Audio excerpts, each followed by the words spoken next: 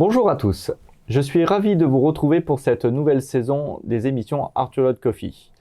Pour cette nouvelle saison, j'ai cherché un partenaire qui partage les mêmes valeurs de l'émission, permettre à des décideurs locaux de venir échanger sur le plateau sur leur vision, leurs projets et différents sujets. J'ai trouvé ce partenaire et je suis ravi qu'il soit là, Vincent Badin de BDO. Bonjour Sébastien, Vincent Badin, je suis expert comptable et commissaire aux comptes associé au cabinet BDO. Donc BDO, on est une société pluridisciplinaire et on accompagne les dirigeants d'entreprises, de la TPE au grand compte, dans leurs besoins d'audit, conseil, expertise comptable, expertise sociale, en juridique et également en fiscal. Et chez BDO, on a à cœur d'être des acteurs de proximité avec nos clients, de relations humaines, et ça a le sens de t'accompagner cette année pour ta saison 2 de tes Arthur Lloyd Coffee. Eh ben merci, je suis ravi que tu nous accompagnes. Ça fait plus de 15 ans qu'on travaille ensemble depuis la création de l'agence en 2006 avec Manuel Asensio à l'origine. Et merci de nous rejoindre et de nous soutenir pour ces prochaines émissions. D'ailleurs, Vincent, tu seras notre dernier invité de la saison 2024. Avec grand plaisir. Et que peut-être qu'on peut annoncer, mais qu'on aimerait tourner dans tes bureaux. Tu as des jolis locaux sur Rovaltin. Avec grand plaisir. Merci. Merci. Bonjour à tous, je suis ravi de vous retrouver pour cette nouvelle saison des Arthur Lloyd Coffee. Une émission des décideurs locaux 0% complexé, 100% convivial. Le concept est très simple, des invités viennent nous partager leur histoire, leur vision, leurs projets sur des sujets qui nous concernent tous. Et pour cette nouvelle émission, numéro 1 de 2024, on va sur le plateau. Merci de m'avoir retrouvé sur le plateau. Alors je vais commencer par toi Alain. Alain Millat, jus et nectar, jus de fruits français premium depuis 1997, avec une usine à Valence, une marque présente dans 20 pays, 75% du chiffre d'affaires c'est sur le CHR, et en 2023, 18 millions d'euros de chiffre d'affaires. Qu'est-ce que tu veux rajouter pour qu'on te connaisse un petit peu plus? Moi, je viens du monde agricole, du monde du fruit, en fait. Moi, j'ai repris la ferme des parents à 18 ans. Ma ferme est au sud de Lyon, à 25 km au sud-ouest de Lyon, à partie Coteau-Lyonnais à droite en descendant. Et voilà, quoi. Donc moi j'ai démarré cette histoire 15 ans après mon installation, à l'âge de 33 ans. Et je continue de m'amuser, donc je continue. Ouais. Ok, bon, tu nous en diras un petit peu plus. Et pourquoi tu es ici à Valence? Laurent Combier, domaine Combier, exploitation viticole sur notre territoire. C'est un domaine familial depuis 1936 qui a été créé par ton grand-père. Et tu fais de l'agriculture bio depuis les années 70. Qu'est-ce que tu veux rajouter? Je rajoute qu'on est aussi un petit peu arboriculteur, en plus d'être viticulteur, parce que papa l'a beaucoup plus été que moi. Moi, j'ai réorienté le domaine sur la viticulture depuis 3 décennies, mais on était plus arboricole que viticole dans les années après-guerre. C'est une histoire familiale, ouais. Aujourd'hui, même, je travaille avec mes 2 fils, Julien et David. On exploite une 50aine d'hectares sur la commune donc de Pont d'Isère, sud de l'appellation Croix-Hermitage. Donc tout ce qui est partie viticulture, on est essentiellement sur Stade-Gossé, Croix-Hermitage et un tout petit peu sur Saint-Joseph. Ok, bon, on en verra un petit peu plus, plusieurs points communs entre vous deux. Maintenant qu'on sait avec qui on va boire un café, on va rentrer dans le vif du sujet avec la question à 1 million. Jingle.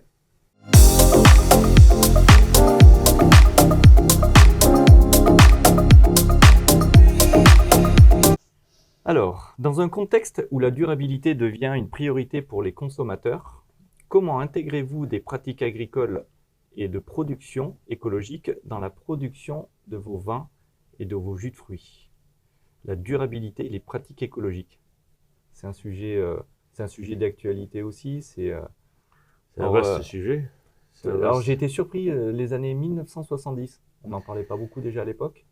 Vous savez, si on fait un peu l'histoire de l'agriculture depuis quelques décennies, entre les 2 guerres, c'était plutôt l'autarcie de l'agriculture. On y produisait pour se nourrir.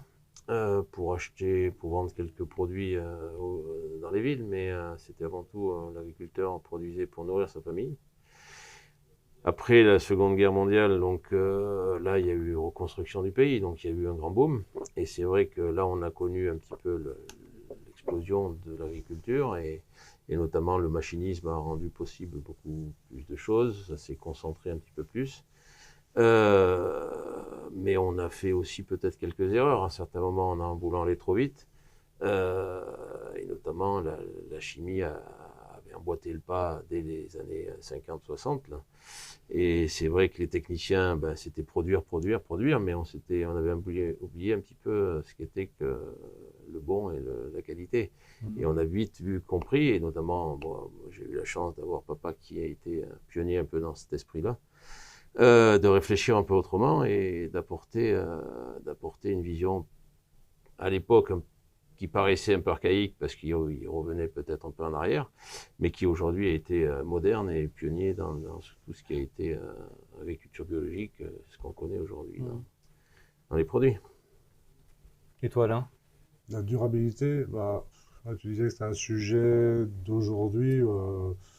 Non, c'est un sujet qui a plusieurs décennies. Ouais. Après, c'est un mix chez nous entre le bon sens paysan et puis quelque chose de sensé, quoi, dans nos achats, par exemple, nos pratiques. Parce que les jus de fruits, c'est fait à base de fruits principalement, on va dire, parce que quelquefois on a des légumes. Alors, quand on parle des fruits français, si tu veux, par exemple, tous les fruits de la vallée du Rhône, en fait, le bon sens nous fait dire que ça ne sert à rien d'aller acheter à 200 km quand tu as quelque chose qui est à 50, à 30 ou à 80 km avec les départements de la Drôme, de l'Ardèche. C'est une des raisons pour lesquelles tu es venu sur notre territoire, c'était pour te rapprocher de la source. C'est quand même, je trouve que c'est d'ailleurs le plus gros bassin fruitier de France, d'une part, mais surtout il y a beaucoup de diversité ici en termes de relief, d'exposition, même climat. Tu fais 4-5 départements, tu vois du Rhône avec, Mont du Lyonnais sur le fruit rouge, mais l'Ardèche aussi sur certains plateaux, celui qui a Sissier, tu vois, des choses comme ça. Et puis après, pêcher, abricots, etc. Donc effectivement, il y a un bassin qui est intéressant. Donc là, nous, la durabilité, c'est déjà d'avoir des relations très plutôt sincères, authentiques, mais dans le sens on dit ce qu'on veut, et ils nous disent ce qu'ils peuvent faire, c'est nos producteurs.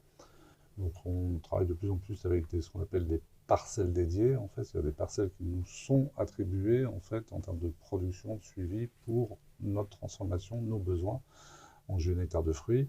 On fait ça plutôt sur pêche de vigne, un peu sur poire aussi, poire William. Là, on démarre sur pêche blanche, on fait aussi sur certaines variétés de pommes, en fait. Donc, ça nous permet d'avoir une relation, un suivi. On n'est pas là pour accompagner le producteur. Le producteur se débrouille très bien sans nous, mais c'est juste parce qu'en fait, on veut travailler avec lui parce qu'il a une certaine vision de son verger, une habitude de ses parcelles, des vents, d'irrigation, il maîtrise tout. Et si on dit on veut, il sait ce que je veux parce que je suis un peu pénible dans mes choix mes qualités aromatiques ou texture ou couleur, mais lui, à bout d'un moment, il va savoir ce que je veux, et donc on travaille très bien comme ça, quoi. Donc la durabilité, c'est surtout dans la relation avec nos producteurs. Ouais. Parce que dans les process, c'est des choses qui sont intégrées depuis longtemps. Ça modifie vos façons de vin, on le fait toujours de la même façon, mais est-ce qu'on peut... On le fait, oui, depuis on va dire des millénaires maintenant. On fait le vin. Quand on parle de c'est bio, une fermentation du raisin. Ouais. C'est les levures qui transforment le sucre en alcool. Donc forcément, après, il y a eu quand même,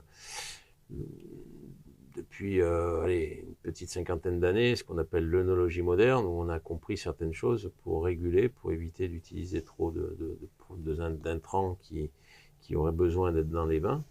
Et je pense que le machinisme a évolué dans le vignoble, mais il a aussi évolué dans les caves. Et il y a un point hyper important, c'est la régulation de la température de nos caves. C'est pour ça que quand on parle d'une cave, en principe, c'était toujours en souterrain, ou sous une maison, ou un petit peu à l'abri pour éviter des écarts de température. Mais malgré tout, des fois, il y a des caves qui montaient un petit peu en température l'été. Et c'est vrai que là, c'est un problème. Et je pense que la base de l'œnologie moderne, justement, a été de renforcer la connaissance du maintien de température avec tout ce qui est climatisation de cave ou même de chais, parce que des fois, on stocke aussi des vins dans les chais, moins dans les caves souterraines. Et donc, tout ce process qu'on peut appeler ainsi, même si c'est pas tout à fait ça, c'est plutôt empirique chez nous et chaque année ça se reproduit un peu de la même façon. Chaque année c'est une nouvelle naissance d'un millésime, donc forcément il y a des choses qui bougent un peu, de la précocité, de la rapidité à voir. On le voit aujourd'hui avec le réchauffement climatique, si on peut appeler ça ainsi, comme tout le monde parle. Des vendanges qui s'opèrent de plus en plus tôt. Donc, on n'est pas à l'abri de vendanger fin août maintenant. Donc, forcément, quand on est fin août, l'amplitude journalière d'ensoleillement est plus importante. Donc, quand c'est mûr, c'est tout mûr en même temps. Donc, il faut des réactivités très rapides. Et notamment sur la partie nord de la vallée du Rhône, où on est en monocépage quasiment, enfin, en Syrah, en rouge, Marsanne, Roussanne en blanc, mais il y a des moments, il faut courir vite. Ouais. Il faut courir vite.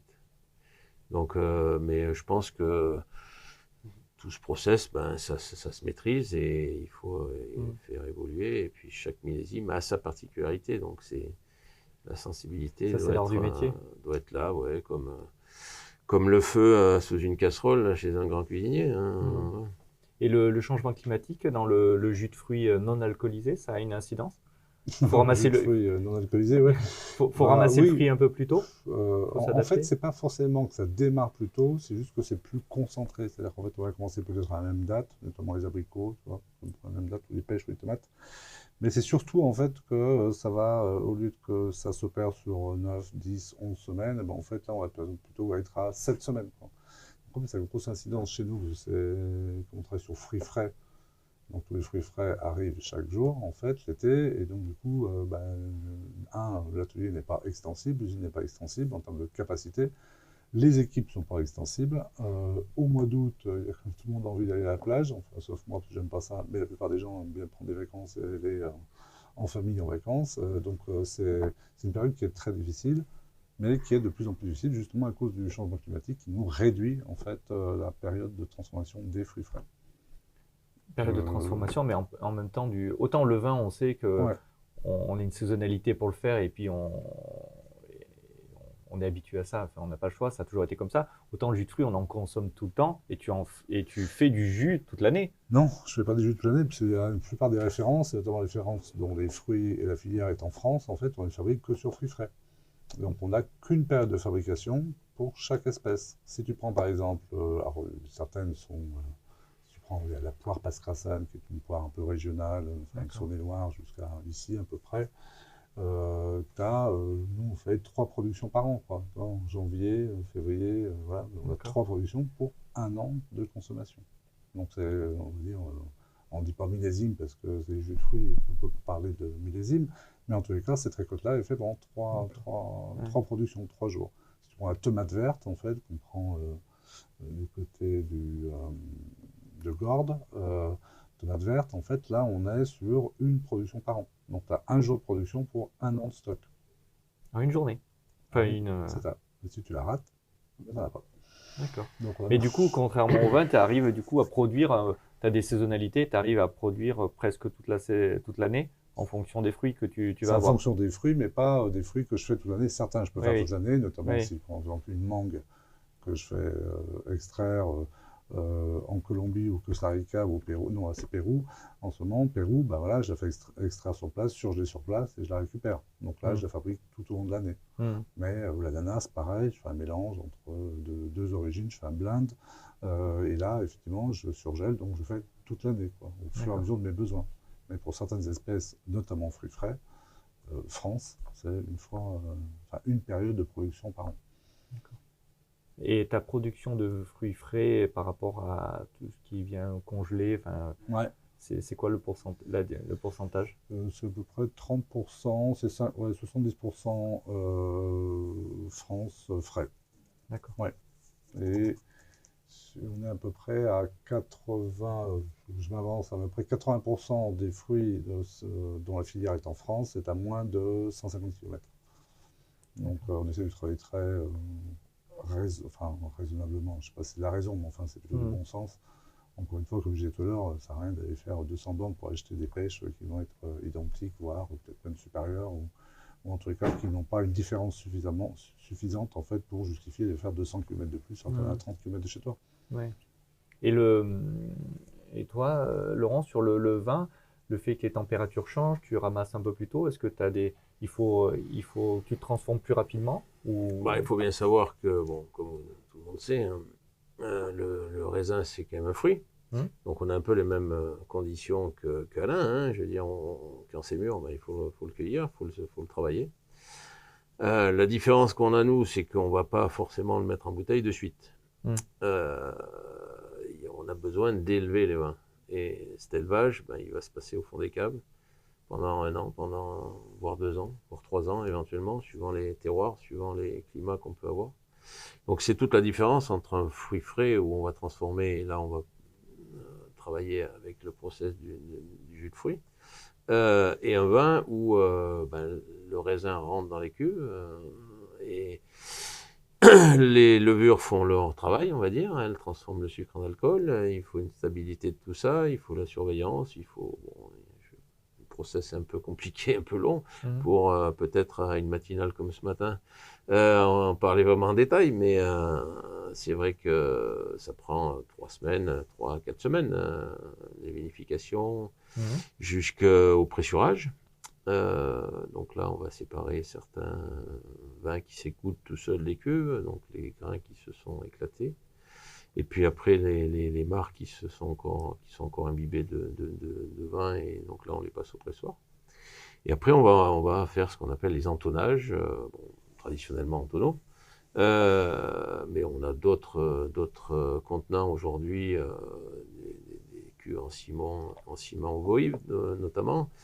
Chez nous, c'est assez courant, pour mettre en vieillissement et en élevage les vins. Et chez nous, ça dure au minimum 12 mois. Et ensuite, on met en bouteille, mais on va aussi laisser vieillir des vins en bouteille pendant 1 an ou 2. Pour que le consommateur ait quelque chose à maturité, et pour faire des accords mets et vins qui soient plus intéressants. Donc on parle quand même plus de durabilité dans la culture que dans vos process où vous avez toujours fait attention à peut-être à pas consommer trop d'eau, ou avoir des bâtiments plutôt isolés, mais pour éviter de trop réguler la température. Mais il n'y a pas tant de choses que ça qui peuvent changer dans vos usines. Déjà, enfin, le mot usine, c'est rare qu'on l'emploie au niveau des caves. L'eau, on lave nos cuves, forcément on utilise un peu d'eau, mais on n'a pas le droit de mettre de l'eau dans le vin, comme on dit. Et c'est vrai que dans nos caves, là en ce moment on fait un soutirage de printemps par exemple, donc on vide les fûts, on les lave, on enlève ce qui s'est déposé, on re-remplit pour repartir en élevage. Donc c'est un travail de toute une année. Ok. Alain, qu'est-ce que tu veux savoir de plus? Tu voulais rajouter quelque chose? Sinon Non, il y a des choses. C'est vrai qu'il faut faire. Il y a une différence entre ce que fait Laurent et ce qu'on fait, parce qu'il y a effectivement un fruit. Ce qui est en commun, c'est qu'il y a un fruit frais. Le fruit frais donc subit une fermentation. Enfin, se transforme naturellement par les ferments ou les levures qui sont en place. Nous, on doit absolument le transformer et capter tout ce qu'on a trouvé d'intéressant dans le fruit frais pour le mettre en bouteille. Après, on a aussi des vieillissements, mais beaucoup moins forts et nécessaires que dans le vin, voire même certains pour nous sont des vieillissements négatifs, d'autres sont positifs. Mais en tous les cas, on doit nous tout enfermer à un moment précis. Et après, la durabilité, ou en tout cas des process, oui, il y a des process, mais plus dans la maintenance, la consommation d'eau, les rejets des effluents, parce que nous on consomme beaucoup d'eau quand même, parce qu'on a quand même un nettoyage par jour, un nettoyage en place en fait qui fait tout le process en fait jus, mais aussi tout le process confiture qui va être nettoyé. Donc là tu consommes, et là on trouve des moyens pour essayer de récupérer une partie qui sert à faire un premier lavage, cet autre premier lavage peut être nettoyer, pour ensuite réutiliser. T'as une petite centrale où tu retraites ton eau? Exactement, on vient d'investir effectivement pour traiter notre eau et ensuite avoir des effluents propres au regard aussi des obligations de la commune ou de l'agglomération. Je me rappelle quand on t'avait installé, ça avait été un sujet et on avait dû vérifier que ça pouvait accepter le réseau pouvait accepter le volume. le volume a un peu bougé depuis notre arrivée en 2013, il y a 10 ans. Donc du coup, on était obligé de se Mais tu peux réadapter. Tu peux actionner quand même sur ta consommation. Tu peux avoir Oui. une action. Oui, sur la consommation, mais aussi sur l'ensemble de l'énergie. Alors, l'énergie, on était un peu plus obligés de s'y intéresser parce que les coûts de l'énergie, le kilowatt a explosé, et donc on était dans l'obligation de s'intéresser à ça. Puis nous aussi, on consomme beaucoup, hein, quand même, avec une grosse chaudière, hein, quand même, il faut pasteuriser, donc on crame quand même des calories. Mais là aussi, des pistes sont en place en fait pour aller chercher de l'économie ou quelque chose qui soit un peu plus sensé et qui évite, on va dire, du gaspillage entre guillemets, quoi. Mais c'est sûr que cette hausse de coût de l'énergie, je ne sais pas si ça a beaucoup, s'il y a eu un fait sur toi, mais ça nous a poussé à quand même à réfléchir sur la consommation. Oui, non, tout à fait. Et chez nous, c'est la même chose. Alors, on a besoin beaucoup moins d'énergie parce que justement, on chauffe peu, mais bon, on refroidit des caves à un certain moment. Donc, bon, l'isolation des bâtiments est importante, mais malgré tout, on maintient tout ça. Donc, pour pallier à ça, on s'est équipé un petit peu de panneaux pour produire nous-mêmes un peu notre énergie. Là où je voudrais revenir, justement, c'est entre un jus de fruits et un vin. Le jus de fruits, justement, nous, on a l'avantage, c'est que l'alcool nous préserve un petit peu de tout ce qui est bactériologique derrière, ou salmonelle et compagnie. Et c'est vrai que en élevage, on est plutôt assez cool, et c'est plutôt la fraîcheur des caves qui maintient une température. Et on a moins ce côté un peu violent du process à avoir une pasteurisation. Oui. Je me rappelle quand on a visité, tu as des alarmes. Dès que ça passe la température, vous allez voir un peu ce qui se passe. Oui, ça on fait en vinification. Après ça, c'est la régulation de chaque cuve. Ok. Bon, je vois que vous avez été inspiré sur le sujet. Merci d'avoir partagé votre vision. On va voir si vous êtes inspiré sur d'autres thèmes. Jingle.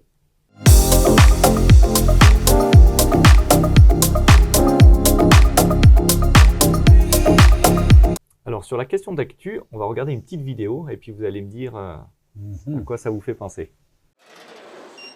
Voilà une drôle de machine, intelligente, moderne, mais son principe ne l'est pas. Elle ne fait que remettre au goût du jour le bon vieux système de la consigne pour les bouteilles. J'ai connu ça à l'époque, mes grands-parents, au supermarché, les bouteilles de lait et les bouteilles de vin. Ouais, ça se faisait, mais bon, j'étais petite quand même. C'était ma maman qui faisait ça. Elle amenait sa bouteille de lait, pour tout vous dire, et on la remplissait, on la revidait. Je savais qu'il y avait des consignes, mais je m'en souviens plus comment ça s'est passé, ouais. Ça y est, ça recommence. C'est bien, c'est bien. Ça recommence et en plus ça rapporte. 10 centimes par bouteille consignée, utilisable directement dans le magasin ou reversée à une association. Alors là, vous avez plusieurs points en commun, la bouteille. Vous utilisez tous les deux un peu de bouteille. Et puis, je pense, on parlait tout à l'heure de nos âges. Vous avez connu la bouteille consignée aussi, c'est un retour. Le retour de la bouteille alors recyclée, est-ce que, déjà, première question, est-ce que vous utilisez ça? Est-ce qu'on peut l'utiliser? Une bouteille qui a déjà été utilisée, parce qu'il faut la laver, il y a certaines contraintes, réglementations. Dans le vin, comme on a pu voir sur le petit film, je veux dire, par le passé, j'ai connu mon grand-père qui avait ses bouteilles 5 étoiles et qui allait avec son casier chercher du vin, où il les donnait, on lui en redonnait, enfin c'était l'échange. Après, ça s'est un petit peu arrêté, jusqu'à une perte complète même de ces consignes. Parce qu'à un certain moment, il y a aussi l'habillage qui est important. Cet habillage, il faut qu'il soit réglementaire déjà.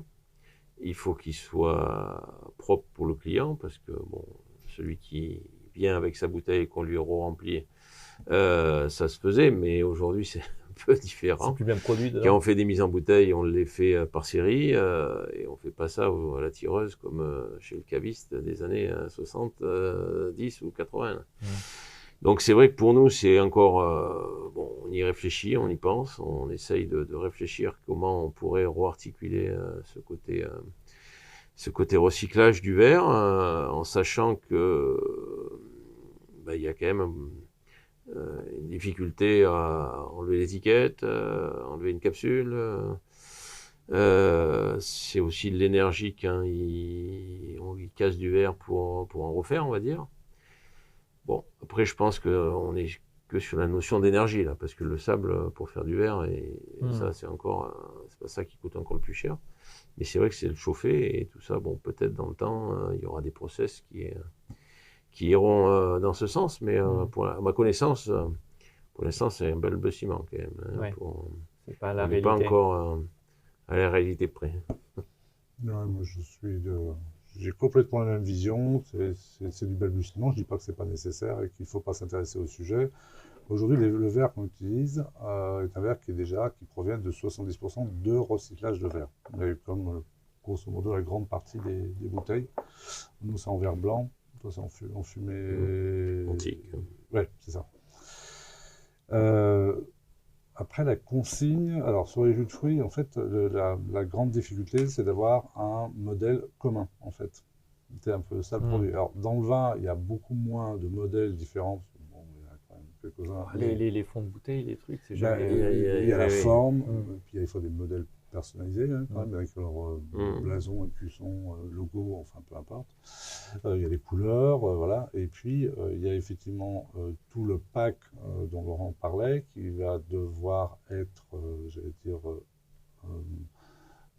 adapté, parce que les cols qu'on utilise sont des cols qui devront effectivement se nettoyer très rapidement, qui nécessitent un peu plus d'investissement du verre, parce que les cols coûtent extrêmement cher. Quand tu as aussi les jupes ou les bouchons, nous c'est des capsules, c'est pareil aussi, donc il y a un traitement à avoir qui est particulier. Alors ça, une fois qu'on a passé cette étape-là, en fait, quand nous on fait, quand tu es par exemple sur des grosses concentrations de consommation, enfin pas de vin, hein, mais pour nous en tous les cas, parce que Paris, c'est un peu plus de 40% de notre chiffre d'affaires.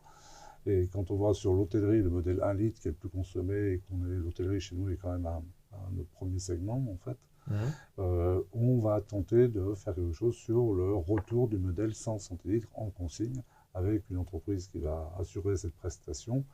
On n'est pas du tout certain en fait de la rentabilité ou du bien fondé économique de cette opération, parce que qu'est-ce qui va te coûter le plus cher? Si tu prends une bouteille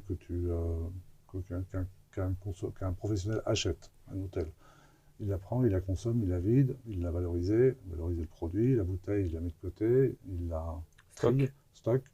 Elle sera ensuite soit prise par un prestataire qui va la casser et sera recyclée, soit prise par un prestataire qui va l'emmener dans une usine pour la nettoyer.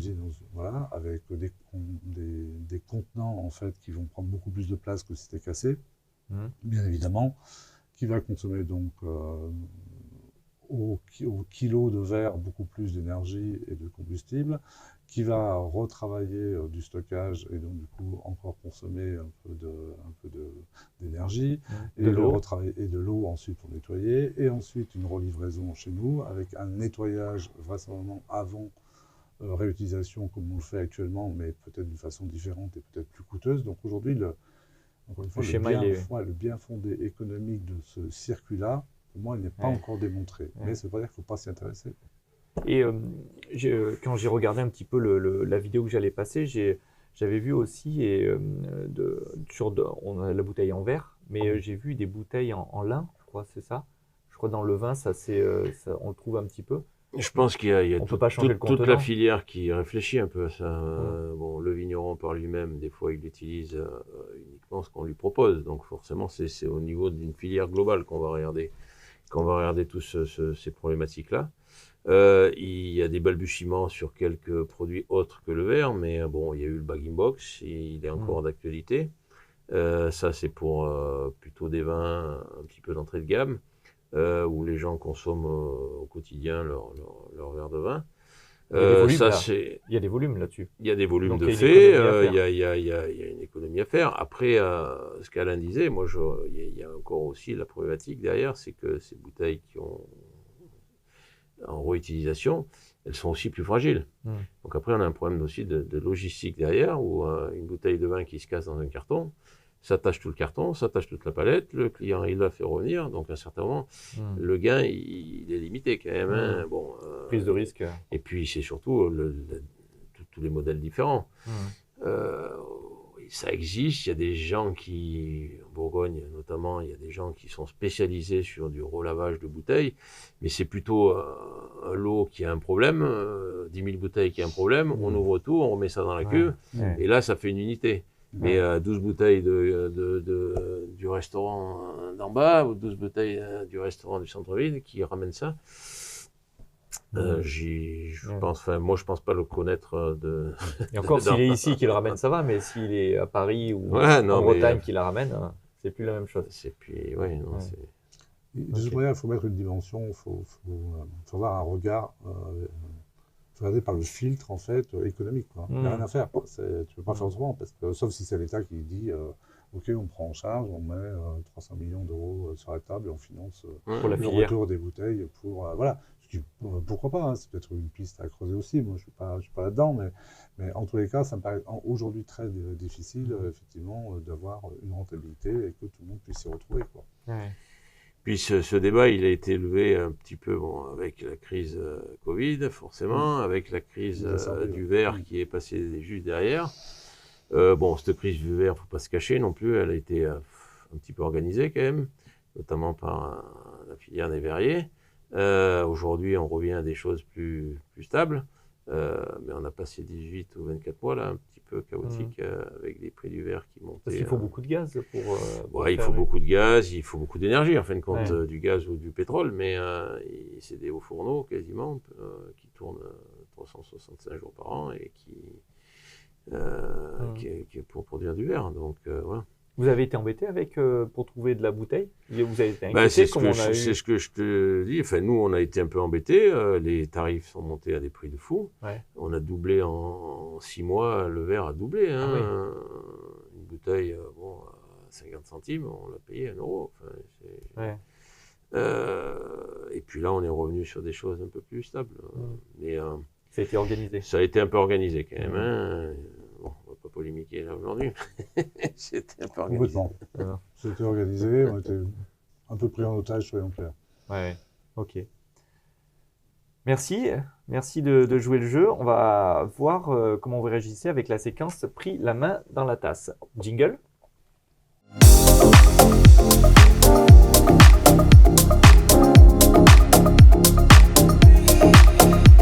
Alors, il y a une tasse avec des petits mots. Je vais vous demander de piocher un mot et puis de nous dire ce que ça évoque. Allez, j'entame.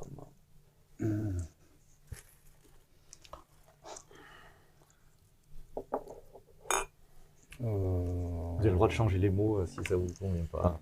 Vous pouvez réagir sur la... Et toi Alors, dites-moi. Qu'est-ce que tu préfères? Écoute, moi le mien me va, mais si tu veux, que je prenne le tien, je prends le tien, ça me dérange pas. Je sais pas, vas-y. Allez, vas-y. C'est quand même plus ton domaine, moi je trouve. Je sais pas si celui-là c'est plus le mien. Allez, je commence alors. Allez, vas-y. Donc producteur. Producteur, j'en suis un, donc forcément c'est un mot qui me parle beaucoup. On s'annonce souvent producteur de vin, vigneron, c'est ça. Je pense que ce mot, il veut dire beaucoup de choses. Il veut dire que déjà on produit notre raisin, notre raisin, notre produit en fin de compte. Comment on dit? On dit producteur récoltant? Producteur récoltant, vinificateur, enfin on peut rajouter des titres, on va dire. Mais sur une bouteille, nous on est producteur de raisin, mais on est aussi transformateur de ce raisin en vin. Et en plus de ça, on le vend nous-mêmes. Donc on va de la production au client final. Tu achètes du raisin? On achète un petit peu de raisin en plus chez des producteurs qui sont à côté, qui eux sont uniquement producteurs. Mais bon, on est surtout producteurs, nous, au domaine, puisqu'on a une 50aine d'hectares de vignes en AOC Creux-Hermitage.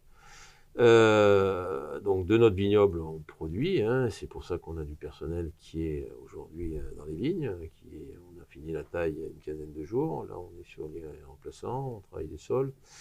On retend le palissage, la nature commence à bouger, les bourgeons démarrent, donc c'est tout le travail des producteurs. Et puis comme je disais tout à l'heure, on a une naissance tous les ans, et cette naissance, du moment où on attaque la saison suivante. Donc, c'est pas au 1er janvier qu'on attaque une saison agricole, c'est à la fin de la récolte C'est quand précédente. le temps le plus important d'un producteur? Oh, je pense qu'il y a des temps forts à toutes les périodes. Après, on a un petit peu plus de temps mort parce qu'à un certain moment, la nature est en sommeil. C'est décembre, janvier, février. Bon, enfin, décembre, on a du commerce quand même, mais janvier, février, mars, là, c'est vrai que Vous êtes à à la fin. l'extérieur, on taille. Donc là, on est moins dans l'urgence qu'au printemps, par exemple, quand la végétation pousse, qu'on a besoin de faire un traitement. Même en bio, on fait des traitements, on accompagne la nature, on accompagne nos vignes. Et ça, c'est important. Et c'est vrai que, certainement, il ne faut pas partir en vacances. Hein, il faut être là quand c'est le bon moment. Alors, les années se suivent, mais ne se ressemblent pas toutes. Et on a des années plus humides. Donc, dès qu'on parle d'humidité, bon, forcément, les cueilleurs de champignons, ils connaissent ce que ça veut dire. Hein, mais ça nous amène aussi des maladies sur la vigne. Des champignons. Des champignons, notamment le mildiou, l'odium, les deux champignons les plus connus qui attaquent. Et puis on peut vite perdre une récolte si on n'est pas vigilant. Et ça se passe un petit peu avant la floraison jusqu'à presque à la récolte. Enfin, on va dire jusqu'au 15 août. Après, il y a une stabilité là où des fois on peut s'absenter une quinzaine de jours et donner un peu de congé au personnel. Mais c'est vrai que, comme je disais tout à l'heure, la naissance du millésime suivant, il s'enclenche juste derrière le millésime qu'on vient de couper. Parce que les travaux ont commencé déjà à entretenir les talus, à refaire des murs en pierre sèche dans les coteaux dès le mois de novembre, octobre, novembre. Après, la taille démarre. 3-4 mois de taille. Là, les travaux des sols vont commencer, les labos. Contrairement à ce qu'on peut croire, ça voilà, et puis après, les bourgeonnages, là, d'ici un mois et demi. Bon, après, on est lié à ce que Dame Nature veut bien nous donner. Hein. Des fois, c'est un peu plus en avance, des fois, c'est un peu plus en retard, des fois, ça bourre au mois de mai, quand il y a des ponts à donner aussi, des fois, au personnel. Donc, c'est là qu'on travaille quand même. Et bon, voilà cette notion de producteur, c'est qu'il faut accompagner la nature tout au long de l'année. D'ailleurs, Alain, je veux bien que tu réagisses quand même parce que je pense que beaucoup de gens pensent que tu fais du jus de fruits, mais tu es aussi producteur. Non, j'ai été producteur pendant tu l'es 15 ans, comme je disais tout à l'heure, de 18 à 33 ans.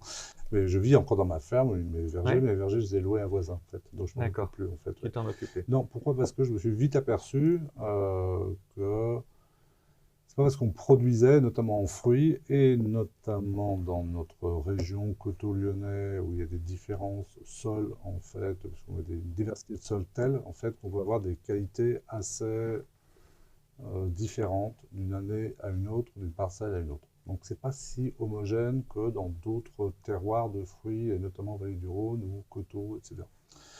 Donc je me suis vite aperçu qu'il fallait mieux acheter, en fait, vers des producteurs qui pouvaient rassembler, qui avaient déjà une meilleure compétence sur une espèce, sur l'abricot, sur le bergeron, sur je sais pas, sur la pêche de vigne, avait été variété années 50, années 60, sur la Passe-Rassane, parce que c'est un peu particulier à conduire, etc. Et donc, il fait mieux s'adresser à un groupe de producteurs, et c'est comme ça que j'ai arrêté, que je me suis baladé, et j'ai organisé mes achats, d'où ensuite les... Tu les accompagnes du coup dans leur production? Non, parce que c'est eux les pros, hein, je sais pas. Ok. T'as pas de contraintes, toi, quand eux tu viennent transformes? pas dans mon atelier pour me dire comment faire un jus de fruits, et parce que c'est pas leur expertise, et eux, leur expertise, c'est de produire, quoi.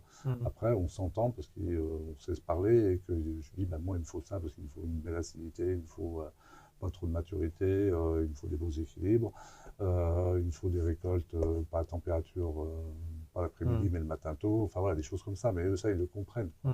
Mais ça se passe très très bien, quoi. Mais, voilà. Et c'est pour ça que je leur filais mon producteur.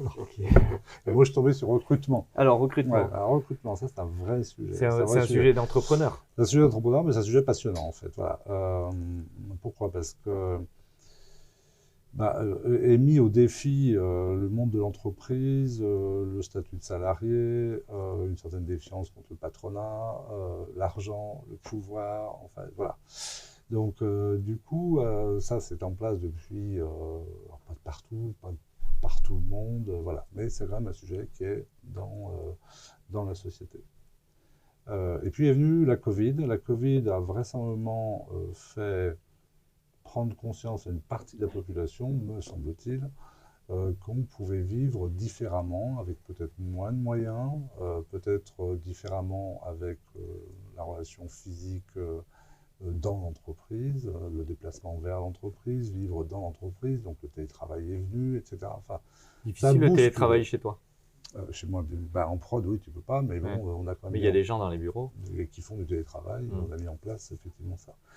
Mais c'est encore pas tellement ça, en fait, qui, moi, nous a bouleversés, c'est comment faire prendre conscience à pas que des jeunes, hein, des fois des gens qui ont la trentaine, qui ont déjà eu peut-être une dizaine d'années d'expérience, mais que dans une entreprise, en fait, tu peux t'épanouir, tu peux y être heureux, tu peux y faire des amitiés professionnelles, tu peux vraiment t'y épanouir, quoi, tu vois. Et ça, c'est pas forcément un discours qu'on entend partout, et ça me gêne, quoi. Et moi, je pense que, alors c'est lié souvent à mon éducation, mais en tous les cas, moi, je prône, et c'est pas un vain mot, mais je prône les bonnes intentions, c'est-à-dire que tout le monde fasse du mieux qu'il peut, même s'il se plante. Quelqu'un chez nous qui se plante, qui fait une connerie sur une cuve, c'est pas grave s'il l'a pas fait exprès. Mais s'il a l'intention de bien faire et qu'il a fait une connerie, ben, moi aussi j'aurais fait des bêtises dans ma vie, et c'est pas grave.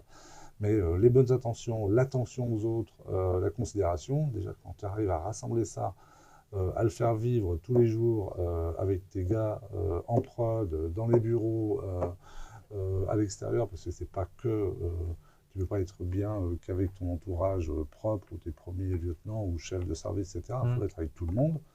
Et puis après, il faut que ça déborde de l'entreprise. Il faut que ce soit en direction des clients.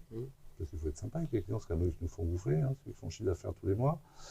Et puis le mérite. Le mérite une considération, un respect, parce que voilà. Et puis nos fournisseurs. Nos producteurs, mais aussi nos fournisseurs en équipement, enfin tout, quoi, enfin, tu vois. Et donc, c'est cette espèce d'écosystème, en fait, relationnel qu'il faut absolument, sur lequel nous, on travaille vraiment tous les jours. Ça, voilà. c'est bien. Ouais. Donc ça, c'est pas important. Et tout ce qui est RSE, j'ai beaucoup d'entrepreneurs qui en parlent, on n'a pas conscience de ça, ils vont parler de recrutement et tout, mais... RSE et recrutement, c'est très lié. Oui, et ça répond, par la RSE, tu réponds à ton recrutement.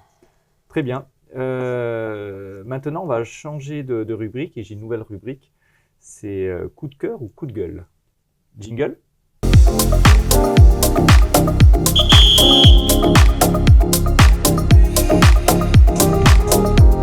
Alors, coup de cœur ou coup de gueule? Tous les coups sont permis. Qui veut commencer?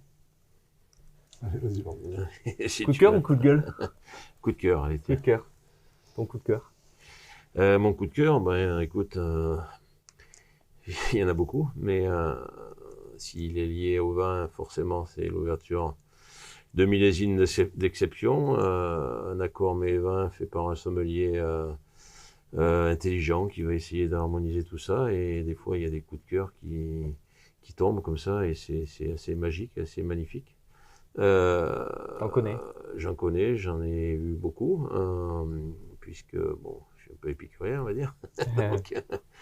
Donc j'en ai eu beaucoup, et je pense que si j'en ai un à donner, par exemple, avec mes vins, c'est un jour, j'étais en Belgique, et j'ai un sommelier qui m'a ouvert un millésime, un de mes premiers millésimes, c'était 90 notamment, c'était le premier que j'ai fait.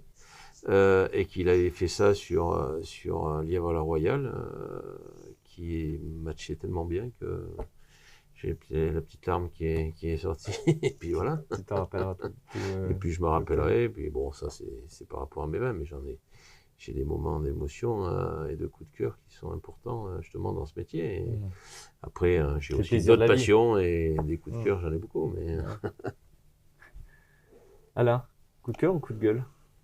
Coup de gueule, il y en a qui viennent tout seuls dans la journée, donc Vas-y. non, bah, ça c'est le quotidien, mais qui sont des tout petits coups de gueule. Donc coup de cœur, bah, c'est aussi, je rebondis par rapport au recrutement, quoi, parce que c'est des témoignages en fait de collaborateurs qui sont des fois en production en fait, hein, des agents de prod, hein, donc c'est pas non plus des mecs qui gagnent des salaires de fou.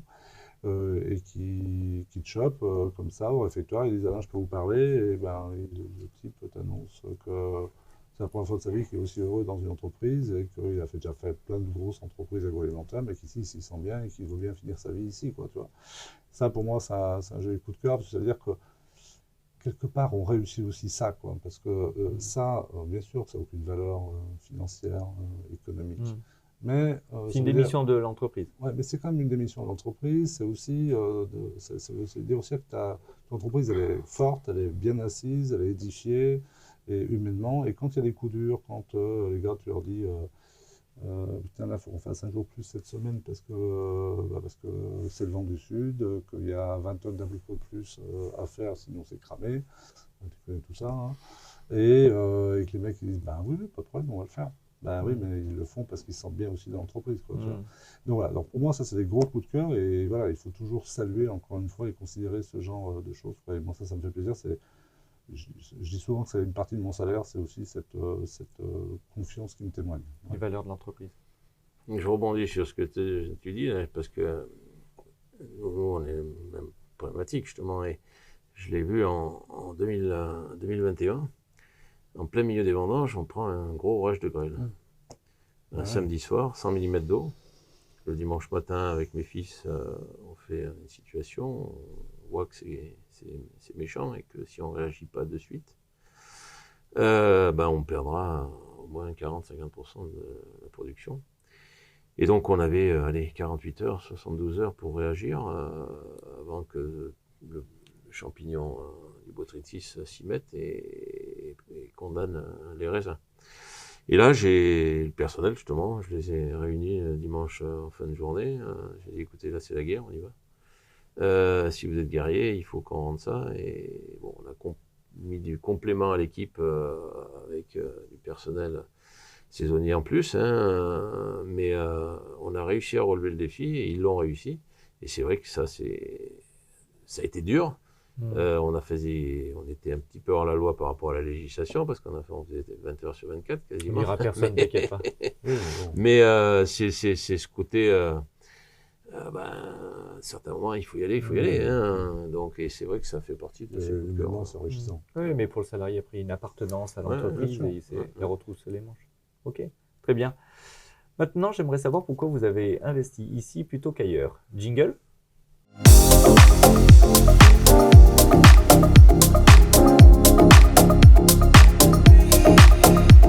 Alors, pourquoi ici?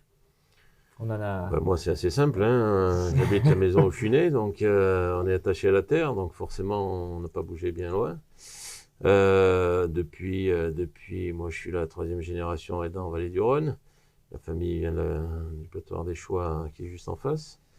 On a agrandi le domaine, on a poussé un peu les murs, on a acquis d'autres parcelles, mais c'est vrai qu'on n'est jamais allé bien loin du fait comme je disais, qu'on est attaché à notre terre et nos vignobles. Donc, tu as regardé un petit peu ce qui se passait ailleurs. Allez, après, pour la culture et puis pour aller voir un petit peu ce qui se passe ailleurs, on a eu quelques expériences, et notamment on est resté 20 ans sur une propriété qu'on avait achetée en 2002 sur le sud de la Catalogne, donc en Espagne, un terroir de vignoble également, où on y produisait du vin et de l'huile d'olive, mais qu'on a cédé parce que l'histoire, c'était pas une histoire familiale et nos successeurs, dans les successions, c'est plutôt une histoire des pères, parce que là-bas j'étais associé avec 2 autres vignerons qui sont Jean-Michel Jorin et Peter Fischer.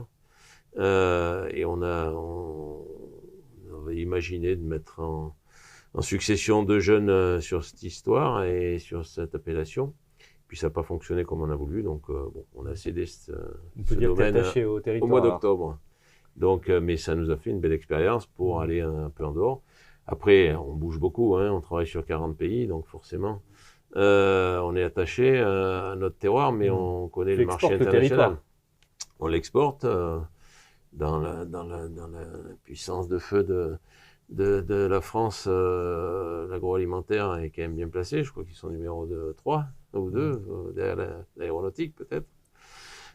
Donc forcément, on bouge beaucoup, on vend nous-mêmes nos vins, donc forcément, on va voir ce qui se passe ailleurs. Là, je rentre d'Amérique du Sud justement, on va aller voir un petit peu. Donc. Et toi, Alain, pourquoi ici? Parce que autant toi, le fruit pourrait être fabriqué. Je sais qu'il a été fabriqué ailleurs et que tu es donc maintenant ici. tout est fabriqué là, mais on s'est rapproché de Valence parce qu'encore une fois, on est dans le bassin de production avec les diversités de relief. de profil aromatique, même sur la même espèce, etc. Mais je reste très attaché à ma ferme où je vis depuis là où je suis né, hein, donc c'est pareil, un peu plus vieille parce que la ferme a 200 ans. Mais oui, je vis là où je suis né, j'ai toujours le même horizon. J'ai déménagé 4 fois dans la ferme, mais 4 fois dans la ferme. Enfin, voilà. Donc je déménage tous les 13 ans. C'est jamais trop long. Mais j'ai jamais changé de numéro sur la rue, mais en tous les cas, j'ai déménagé 4 fois, mais je suis toujours à la même adresse. Et ici, effectivement, parce qu'en fait, c'est vraiment les portes du sud, hein, ici. Hein, et quand on est de Lyon, en fait, ou en tout cas de la région lyonnaise, Valence, c'est déjà... c'est vraiment une terre de prix. Enfin, mon grand-père qui faisait des pêches à l'après-guerre, justement, quand on en parlait tout à l'heure, où ça s'est quand même pas mal développé. Et quand tu avais des pêchés, tu avais 4-5 000 pêchés sortis de la guerre ou sur les années 50, tu vivais bien, quoi, tu vois. Et il disait toujours qu'en fait, Valence, c'était une espèce de Graal, quoi, de destination, parce que c'était une zone de primeur, on appelait ça à l'époque. Et effectivement, il y a quand même cette notion de terroir ici qui est quand même très très forte, il ne faut pas oublier. Ok. Très bien. Maintenant, on va continuer, on va découvrir vos projets du moment. Jingle.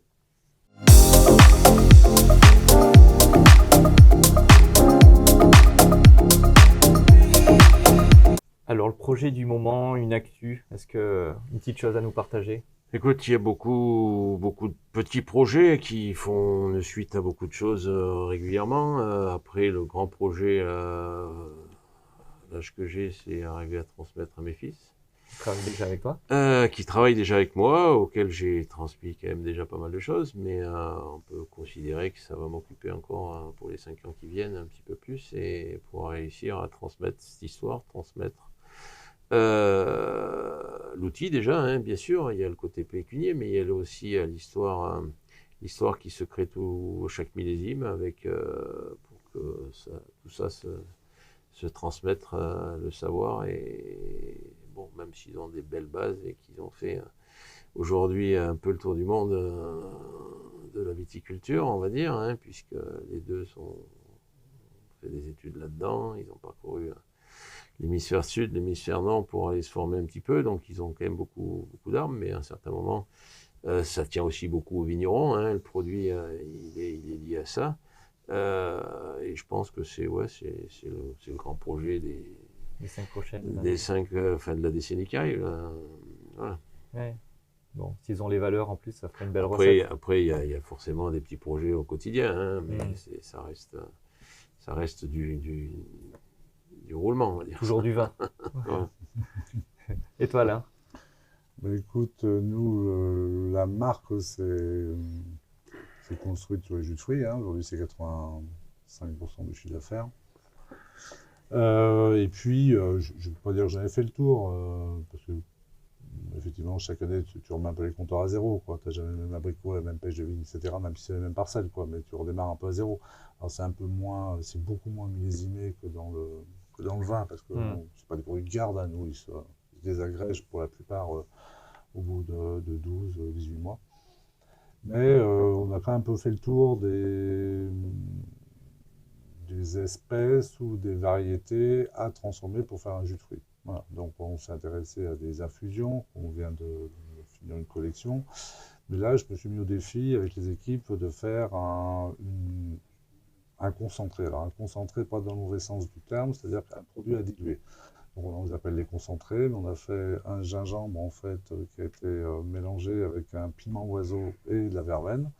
Donc gingembre, c'est un gingembre vieilli Madagascar, donc un peu particulier, là aussi une notion de terroir, donc très brûlant, très chaud, piment oiseau, et une verveine de la Drôme, du Diois. Ça c'est pour le côté chaud, donc des concentrés. Et puis en parallèle, j'ai fait un yuzu, parce que moi je suis toujours bien occupé du Japon, et j'aime beaucoup cette destination, j'aime pas voyager sauf là-bas en fait. Et j'aime beaucoup le profil aromatique du yuzu, et notamment celui qu'on a pris au sud de Tokyo, là, dans la montagne un peu spéciale, là, au yuzu. Et là, j'ai fait yuzu gentiane, en fait, et bergamote. Donc gentiane, c'est France, bergamote, c'est Sicile, parce que c'est quand même peut-être le plus beau terroir de bergamote et de citrus, on va dire, donc pour tout Méditerranéen. Donc ça, tout ça est un bitter, un amer en fait. Donc on a un chaud brûlant et un bitter. Voilà. Et ça, je me suis bien amusé à le faire, quoi. Franchement, ouais, ça Tu m'a fais des vraiment- nouvelles recettes. Ouais, ça c'est des recettes, c'est un peu challengeant parce que c'est pas de la pascrasane que tu prends, ou de la poire William, ou un bergeron, ou une pêche de vigne Farley que tu transformes et qui doit faire un abricot, une pascrasane. Hein. Non, tu mélanges, tu prends des risques, tu vois, La cuisiner. tu cuisines un peu, quoi. Voilà. Ouais. Et ça, c'est nouveau pour nous, quoi. Et ça, du coup, c'est quand les... Ça, c'est sorti au mois d'octobre C'est sorti. et très content parce que ça démarre très très bien. Ouais. Moi, gros coup de cœur sur le yuzu, mais bon, c'est un peu facile de dire ça parce que j'adore les citrus. Et le marché, sur ces nouveaux produits, marché, réagit c'est comment? plutôt le monde du cocktail, donc du bar, mais aussi on s'aperçoit que c'est beaucoup de restaurants, de chefs en fait, et de pâtissiers qui l'utilisent comme ingrédient en fait, soit sur des marinades, soit sur des sauces, soit sur du cocktail, du mocktail, tu vois, donc voilà, et puis même des particuliers, quoi. Ça nous a fait progresser les ventes de e-shop ont progressé de 30 ou 40% depuis janvier, enfin depuis décembre, avec ces deux nouveaux parfums, quoi. Donc il y a une vraie attente, et franchement, c'est super agréable de travailler, quoi. Donc, Pas de produits alcoolisés Non, qui toujours arrivent pas. alors? Pas de vin? Non, c'est pas notre cam. Bon, très bien. Maintenant, je vais vous demander de balancer des invités. Jingle?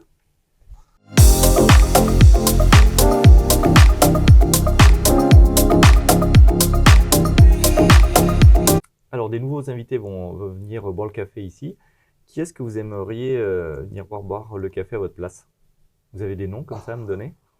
Mais dans quoi, dans l'agro Ah non, ça peut être de tout le monde.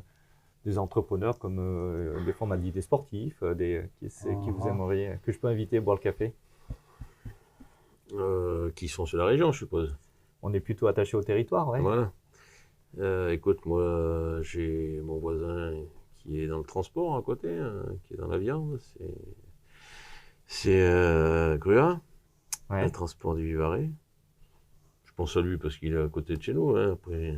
Mais ça peut être C'est un quelqu'un entrepreneur. c'est un entrepreneur qui bouge beaucoup, qui a fait beaucoup pour sa filière, D'accord. et puis qui est très professionnel. Donc, je pense à lui là parce que c'est un voisin et qu'on est à 200 mètres de chez eux. Mais Ouais.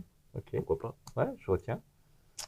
Et moi, je pense à un cinéaste du coin qui s'appelle Damien Boyer, qui a tourné notamment sur le destin de cinq prêtres dans la région. Enfin, dans la région, toute la France. Il a même fait un reportage aux Philippines pour suivre un prêtre versaillais qui s'occupe des enfants de la rue là-bas. Donc, personnage très haut en couleur. Moi, c'est un ami en plus. Donc, voilà. Et il a fait ce film qui s'appelle Sacerdoce, qui est sorti en salle, qui a eu un joli petit succès. Enfin, bon, c'est un film de cul, hein, donc, voilà. Et qui a aussi beaucoup travaillé sur le deuil aussi, avec un film qu'il a fait dans la région. Voilà, donc il a présenté Sacerdoce au pape François, du reste, qui l'a apprécié. Donc voilà, je suis très content pour lui. D'accord. Donc lui, il est très intéressant. Bon, il pourra m'aider sur le tournage. Ouais, peut-être, oui, en plus. Ouais. Bon, bien, suspense, je vous tiendrai au courant. L'émission touche à sa fin. J'ai été ravi que vous lanciez la saison avec moi, 2024. On se tient au courant un peu de tous vos projets. Et puis moi, je donne rendez-vous à tout le monde pour de nouvelles émissions bientôt, dans quelques mois. Merci. Écoute, merci, ça a été un plaisir. Donc, Plaisir aussi, plaisir partagé. À bientôt. Au revoir. au revoir. Jingle.